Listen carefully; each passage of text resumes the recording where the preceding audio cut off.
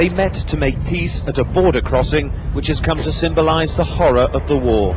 The setting was a drab restaurant just inside Macedonia, but within sight of one of the refugee camps which hold the hundreds of thousands of Albanian victims of Kosovo's conflict. With Yugoslavia finally succumbing to NATO's demands, General Sir Mike Jackson, head of NATO's ground forces, came to spell out the detail of the withdrawal from Kosovo of Serb forces.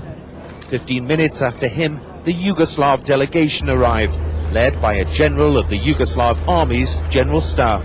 These are talks but not negotiations, rather a meeting for Yugoslavia to accept NATO's plans for the withdrawal of Yugoslav Army, Special Police and paramilitary forces from Kosovo, and the where and how of that withdrawal to be on NATO's terms.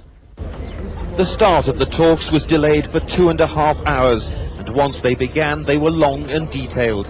On several occasions General Jackson broke off from the talks, apparently to consult by satellite phone with NATO headquarters. The potentially historic meeting was recorded by journalists and camera crews from around the world, and observed by Serb soldiers from an overlooking position inside Kosovo. The document to emerge from the meeting below them will spell out an exact timetable for the Serb pullout, which units, along which routes and when. Though once the withdrawal begins, NATO says all Serb forces must be out of Kosovo within 7 days. And as they pull out, NATO will move in. Kevin Dunn, ITN, on the Kosovo-Macedonian border.